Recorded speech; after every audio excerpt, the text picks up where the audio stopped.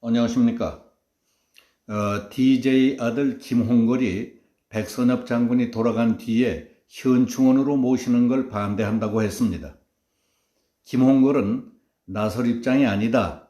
언동을 각별히 신중히 하라 하는 부탁을 드리고 싶습니다. 작년 후반기부터 금년 상반기에 이르기까지 우리 사회의 뉴스와 화제를 독점해온 개인을 꼽으라면 잠깐 동안 법무부 장관을 지낸 조국과 그의 부인 정경심을 꼽을 겁니다.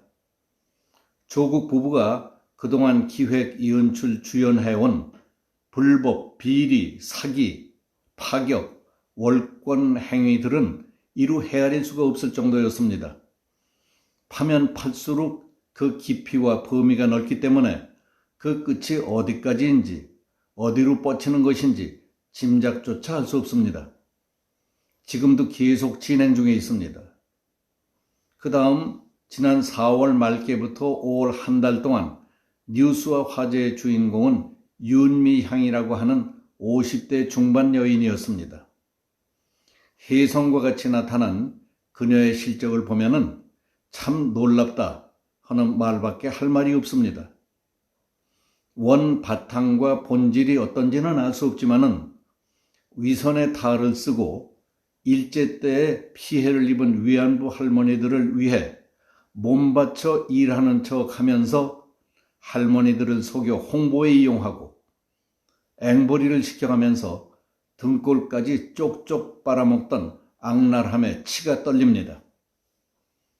조국 얘기도 윤미향 얘기도 언제 끝날지 알 수 없는 상황인데 엊그제부터는 전직 대통령의 막내 아들이 메가톤급 얘기거리로 밑밥을 뿌리면서 사람들의 관심과 흥분을 독점할 태세입니다.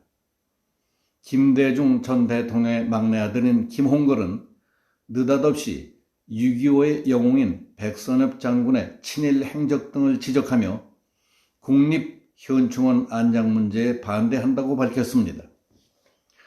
그는 페이스북에 올린 글에서 우리가 친일파라고 부르는 사람들은 강제로 끌려간 사람이 아니고 자발적으로 일본 군인이 되겠다고 입대한 사람들이라며 박정희처럼 천황 폐하를 위해 죽겠다며 혈서를 쓴 사람도 있고 김창룡처럼 일본군에 있을 때 많은 사람을 고문한 짐승 같은 자들도 있다며 백선엽 장군과 함께 싸잡아 비판했습니다.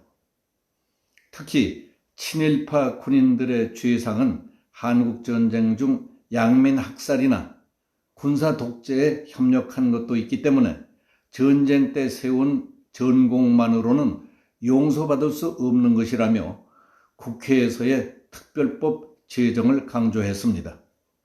그리고 최근 민주당 의원과 당선자들이 국립현충원에서 친일 인사들의 무덤을 파내자는 파묘 주장에 힘을 싣기도 했습니다.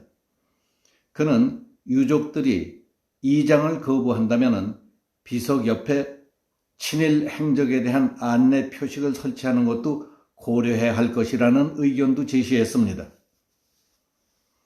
좌파 세력의 특별한 분위기와 돌아간 아버지 덕에 비례대표로 국회의원이 된 자기 자신의 위치와 처지, 또 대통령이었던 아버지가 자유 대한민국의 안보와 국가 발전을 위해 이바지한 일을 알고나 하는 소리인지 한심하고 답답한 생각이 듭니다.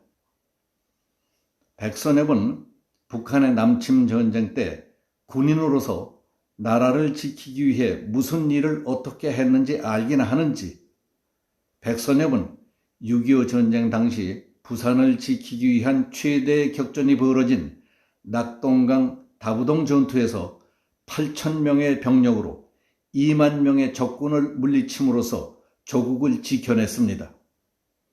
만약 다부동 전투에서 우리가 패했다면 지금의 대한민국은 이렇게 존재할 수 있었을까 하는 생각이 들 정도입니다. 그리고 북진할 때 그는 평양에 맨 먼저 쳐들어갔고 서울 제수복 작전 때에도 선봉의 섬으로서 서울을 되찾는 데에도 큰 공을 세운 명장입니다. 백선엽은 미국이 인정하고 존경하는 한국 군인입니다. 김홍걸 당신은 이 나라에 어떤 기여를 했길래 공짜로 국회의원이 됐는가? 이 나라를 위해 기여할 수 있는 당신만의 능력과 역량은 어떤 것이 있으며 무슨 자격으로 입을 함부로 놀리는가? 지금 주어진 민주당의 비례대표 국회의원 자리만 해도 과분하게 생각해야 합니다. 극도로 언행을 조심하고 신중 모드로 가는 것이 현명하다는 것을 충고해주고 싶습니다. 당신의 아버지와 당신을 위해 하는 말입니다. 주변에서 이런 얘기 해주는 사람도 아마 없을 겁니다. 특별한 전문성도 없고 신념과 철학도 없는데 배지를 달았으니까 존재감을 나타내 보겠다는 정도의 깊이로는 부모에게 욕이 바가지로 돌아갈 겁니다. 그래서 민심이 이상하게 돌기 시작하면은 잠깐 끝납니다. 잠깐 망합니다.